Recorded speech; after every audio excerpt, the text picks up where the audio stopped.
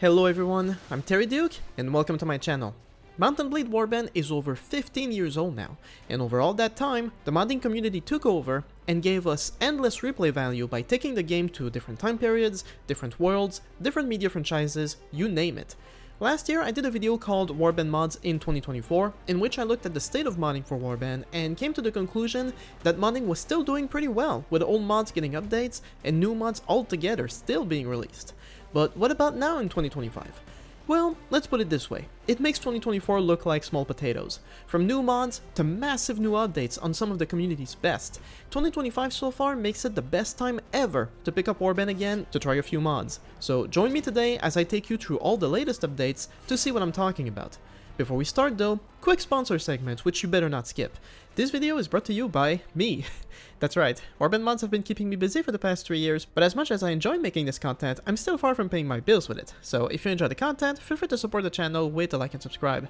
In all seriousness though, I've been trying and failing to get actual sponsors, so if you feel like supporting the channel further, you'll find below links to my new Patreon, as well as my PayPal, and super chats on YouTube are a thing too, but no pressure. Thanks for watching, and now onto the video. As with my previous video, I'm not just looking back at 2025 alone, but every update and new mods from the past year as of making this video. So first off, let's talk about the latest updates from the summer of 2024 until the new year. So in order of release, we start with Adventure in the East. This mod takes us to the Middle East, not too long after the collapse of the Western Roman Empire. As such, the main superpower in this mod is the Eastern Roman Empire, although new factions in the East are rising to challenge it and each other. In terms of total conversions, it's as good as it gets, with a detailed world map, new items and scenery, and a story mode as well. I've recommended it multiple times and it's been in active development for the past 4 years. With the latest update comes bug fixes and a few new features, such as the possibility of rebellion starting, which can create new factions should they capture settlements. If you enjoy the time period, well, look no further as it's really solid. Following up, we have a new discovery for me. This is Chile Zombie. As the name suggests, this is a zombie mod, although a primarily multiplayer one. In this mod, you pick a map with your friends, play different types of games, although the main one is survival, which will have you fighting waves of zombies who will drop items for you to upgrade yourself. So in terms of what the mod aimed to do, it's pretty solid. I'm not much of a multiplayer person myself, but I can see how it'd be fun for others. Chile Zombie was originally released all the way back in 2017, but it was updated again about a year ago, and on the mod page, the modder expressed his intent on making an actual campaign for the mod. So although it doesn't exist right now, should he update the mod again in the future, I'll definitely keep an eye out for it. Another fun mod to be updated in the summer of 2024 is Snow in the East. This mod takes you to the Eastern Europe front of World War II, fought primarily between Nazi Germany and the Soviet Union. As a gun mod, it's pretty solid with all new troop trees, lots of cool items, and so on. This mod can be broken a bit, especially in sieges, but otherwise it's pretty cool. The new update mostly fixes bugs, although it also made it possible to recruit troops from the Russian Liberation Army, so there's that. Moving on, we got another update for one of the biggest, most popular mods of Warband, Warsword Conquest. It's my understanding that this mod gets a new version almost every year at around the same time, and this last update, called Trials of Khorne, was released last fall. This new update, in addition to adding the titular Trials as a feature, also revamped many of the races, including the vampires and beastmen. There are also some new magic spells and animations, so in my latest playthrough I went with a vampire to try it out, and so far, it's pretty cool. I got my whole army of undead soldiers, I tried a new spell to bring back dead enemy soldiers to my side in battle, and it works surprisingly well. So if you've never played Warsword Conquest or haven't in a long time, once again, it's a great time to pick it up. And finally, a brand new mod to finish the year, this is Red Wars 2. Red Wars was one of the first Warband mod I ever played, and by nostalgia alone, it's one of my favorite. And well, Red Wars 2 is the sequel. A main problem of the first mod was that it was never finished, so my hope is that this one will see more progress. In a sense, we have the same thing, Calradia, but in the World War I/World War II period, with communist and fascist governments all over the place. This is a gun mod naturally, and works about as well as you can hope. Unfortunately, it's not finished either, but it nonetheless feels like a fresh update of the original. In fact, Red Wars 2 adds several more factions, as well as a whole other continent to explore. The most fun part though, without a doubt, is the addition of grenades and bazookas. The grenades are pretty overkill, but you have to try the bazooka at least once. Not very accurate, but so much fun. Although we have a working version, it seems clear that the mod is still in development, but I have no idea what pace it's going or when we can hope for a newer version. Still, if you liked Red Wars, you'll definitely like Red Wars 2. And that concludes the updates for the second half of 2024. Now we move on to the new mods and updates of 2025, starting with 1866 Western Remastered. To my understanding, 1866 Western was a mod for the original Mount & Blade, which, per the remaster, has been ported to Warband. In terms of scale, this feels like a very small mod given the size of the world map, but in terms of total conversions, it's actually pretty solid.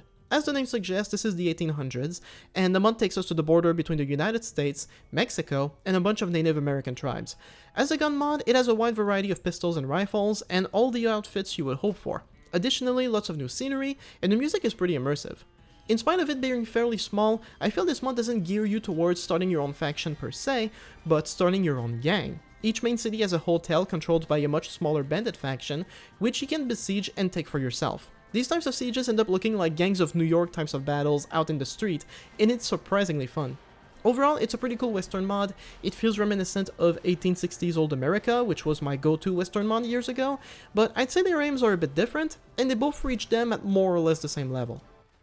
Moving on, we have Extended Native Calradias Borderlands. This mod here is basically, what if Calradia was 10 times its size and included many different cultures and time periods?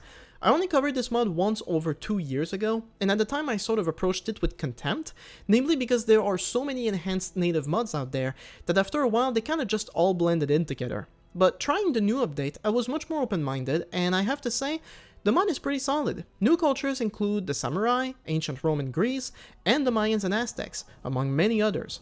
As such, tons of new items, tons of new scenery. There are also events, such as the Dark Knight's Invasion, and there are a lot of unique, large groups of bandits. On my new playthrough though, I learned that with the new update came a total of 98 companions, so I decided to make a warband solely out of companions, and it was pretty cool. Seriously, a lot of work is going into that mod, so in spite of me having my fill with mods based in Calradia, it's still a solid effort. Only issue right now is that with a world map this big, it often lags, but the modder said that he's working on that. Up next, we have American Civil War Revived. This mod has been getting updates every year for the past 6 years, and it keeps getting better. As a gun mod, it's also one of the best, as it mastered the firing line. With every new update comes more bug fixes, more items, and more troops, and the list of changes for this new version is so long, you can only appreciate the insane amount of effort that goes into it. In my last playthrough, I led the army of Potomac against the Confederacy, and immediately got myself in a series of massive battles, often numbering in the thousands. And as awesome as it was, this is also the main drawback for me. As part of the latest update, they've tried to optimize the battle size to accommodate up to 1,000 troops, or 500 men per side, which, if you have big battles like this, can be absolutely awesome, but unfortunately, it's still unstable. So either you lower the battle size, and these huge battles end up taking a lot more time, or you increase it and the battles look insane, but then you're always at the risk of a crash. Keep in mind though that this is my own experience, and if not for this, I'd have no complaints. Overall, this is still one of the many solid mods for Warband. Speaking of remasters earlier though, another mod to receive a complete remaster is Star Wars Conquest. This mod was also from the original Mount & Blade, and it was ported to Warband before, but with the remaster comes a lot new stuff.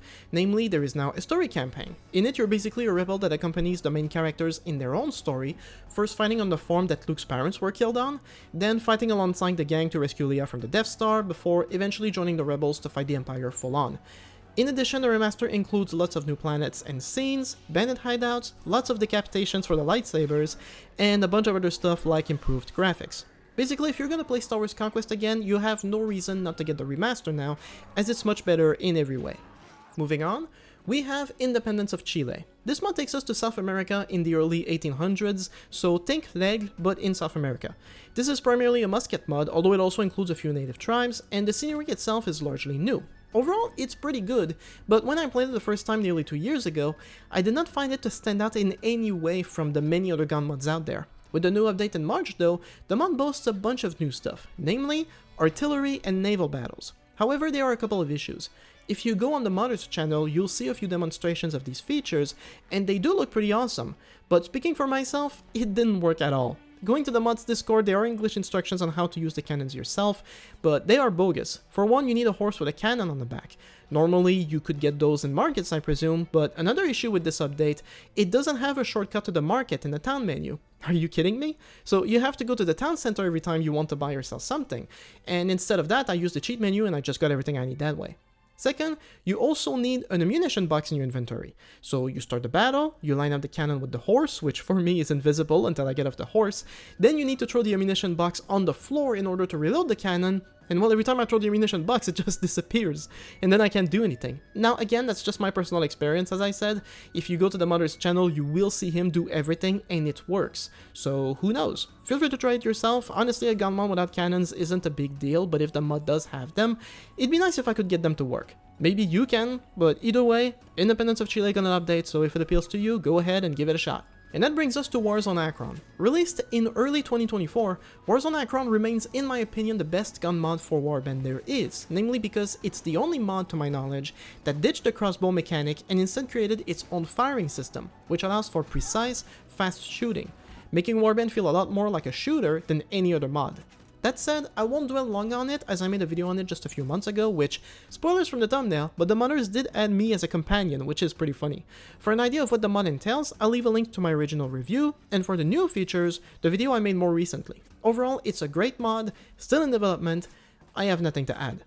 Another amazing mod to receive an update recently is For The Illiac Bay. Based on the Elder Scrolls game, specifically Daggerfall, this mod is pretty awesome, with a whole new world, lots of new scenery and items, as well as huge dungeons to explore for loot, which is where I inevitably ended up for most of my gameplay footage because, well, they're awesome. With the latest update comes two new factions, the Kingdom of the Eastern Reach and County Anvil, with their own new region expansion, troop trees and items. Additionally, tons of new tweaks and bug fixes. Really solid mod overall, especially if you're a fan of the Elder Scrolls, definite recommend. Another brand new mod to come out this year, although still in early development, is Kyrgyz Nomads. This mod takes us to Eastern Asia in the Middle Ages, as several Turkic factions are fighting each other. Essentially, if you liked the Kyrgyz from native Calradia, picture this mod as a Kyrgyz mod, with most factions focused on horse archers. Overall pretty fun, but as I've said, it's not finished. A lot of locations retain their native name, there's no new scenery to my knowledge, and while the new items look pretty badass, there are very few of them. Instead, most markets are still filled with native items, and even the cheat menu can't find all of the mod items. At least the Diplomacy Sum mod is present, so ruling your own kingdom is a little more fun. But all in all, I look forward to future updates on this one. Another mod to be updated for the first time in 4 years is Honor and Glory. This mod takes us to Eastern Europe in the 16th century. As such, we have many iconic factions of the time period, including the Ottomans, the Kingdom of Poland, Russia, and all the cultures in between. If this sounds a lot like the With Fire and Sword expansion, that's because it is indeed very similar. In fact, you'll find many of the same items and scenes. As such, if you didn't buy the expansion, Honor and Glory is a free alternative that is also a pretty solid competitor. And as I said, the mod started getting updates last March for the first time in 4 years. The latest update though largely focuses on optimization and bug fixes, although it still tweaked a lot of stuff, so if the time period appeals to you, it's definitely a great time to try it. Another mod to receive updates very frequently is The Last Days of the Third Age. If you're new to Warband and their mods, well, this one is the go-to for the full Lord of the Rings experience. Very solid mod overall, in fact, possibly one of the best mods ever made, and that's in spite of my general dislike of Lord of the Rings. And yes, this mod is updated all the time, so I strongly recommend you get it from the Steam Workshop to get all of the latest bug fixes. And if you haven't played it in a few years, you should definitely try it again, as it gets better and better. Next up, a mod that needs no introduction, A World of Ice and Fire. Apart from being one of the best mods for Warband, as well as an incredible adaptation from the Game of Thrones books and show, this is a mod that is frequently updated, by which I mean several times a year since 2017. The last update includes more bug fixes, new items, as well as new quests like the Battle of the Bastards. This new update was a pretty big deal too, as it came with a contest to win $1,000 by finding a rare item, which is pretty insane for a mod. But yeah, I do love this mod, although it's also without a doubt one of the most hardcore ever, assuming you go with the full realism feature. Now, the next mod to finally receive an update after 3 years is my all-time favorite, and this is Perisno. Unless you're completely new to my channel, you definitely know what this mod is. Basically one of the best light fantasy mods out there, and one of the most hardcore, as each faction is more overpowered than the next. I did not dwell too long on this mod for this video though, as I just finished an extensive playthrough just a few months ago and I still need more time to digest, but primary among the many changes ranging from new gameplay elements to expanding some of the sum mods, to new items and bug fixes, the new, funniest change there is in my opinion, is that of the Mayhem feature. Mayhem is an option you choose at the start of the game, which makes it so that all lords will almost exclusively field elite troops and recruit them much faster, in addition to their party size and the size of garrisons being doubled. Basically, Perisno already had a reputation for being over the top, and they added an option to make it even crazier. Gotta love them. But as I said, there are other changes, namely, all bandit groups have been revamped, with bandit lairs having more elite troops in there, making taking out my first lair almost impossible. There's also the addition of fortified encampments, basically small forts held by bandits which you can either trade with or attack, and supposedly, the Zan invasion also has a second wave now. No, seriously, if before you could expect the Zan to take the entire northern coast of Perisno within a week or two of landing, now there will be a second wave. My god. At least that's what I'm getting from the mod options, which gives you the option whether to make this second wave attack be completely random with its targets, or based off the planned invasion patterns set by the mod. So yeah, I likely won't be coming back to Perisno just yet, but the mere fact that the long-awaited update is finally here should encourage everyone who haven't played it in a while to do so again. However, we are still not done with great mods getting updates. Just a week after the release of Perisno, we also got an equally long-awaited update for 457 AD, last years of the Western Roman Empire. When I first reviewed this mod over 2 years ago, I instantly knew it would be one of the greats. As the name suggests, the mod focuses on the fall of Rome.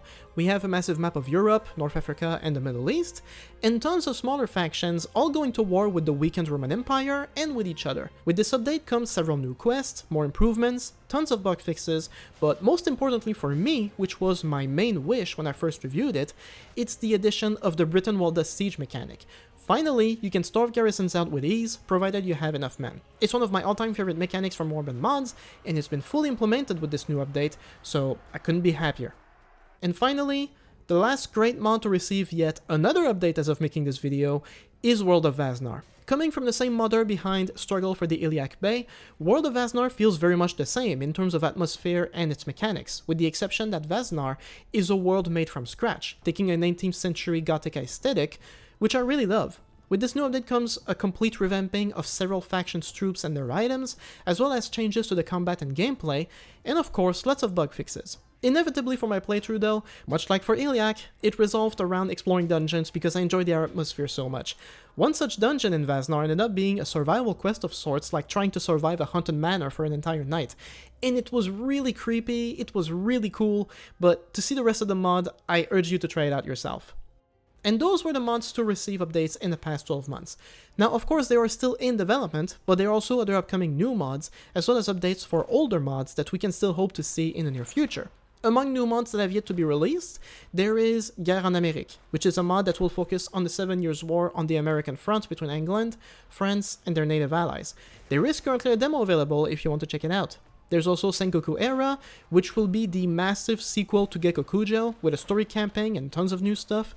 They released a trailer last year, but no other news to my knowledge. Still, way too much work has gone into it to suggest it's been abandoned, so we just have to be patient.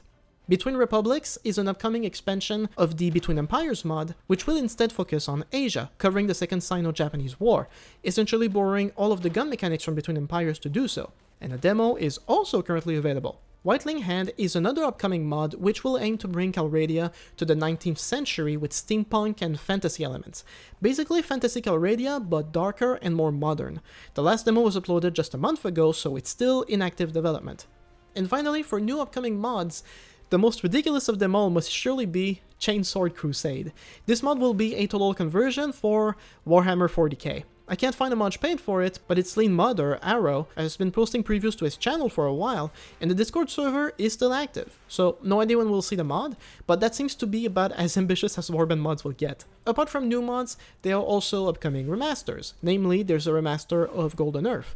This was a mod based on the Vikings in North America, and as mods go, it was alright. Not sure what to expect from the remaster, and there's few information on the ModDB page. However, the last previews date from last month, so it's likely we'll see a release soon, I imagine. Other mods to get updates include Toho Gensokyo Warfare, a mod based on Toho with a charming aesthetic if you ask me. 2 years ago, one of the modders told me they were working on an update, but they are way past the promised release date now. Not that it matters, I mean, we just saw in this video mods that were updated for the first time in years. This comment gave me the impression that they are still working on it, so we might still see an update in the future, although no clue when exactly. And of course, another mod to be in active development is Revenge of the Berserk. The next update promises a lot of new cool stuff, and you can in fact access the beta version in the Discord server. However, when I advertise a mod on my channel, I like to go with the official release since things can change in between, but if you're curious, just head over to the Discord. And that's about it for today. When I made the same video last year, I came to the conclusion that the Warband modding community was doing pretty awesome. This year though, my god, the Warband community is on fire.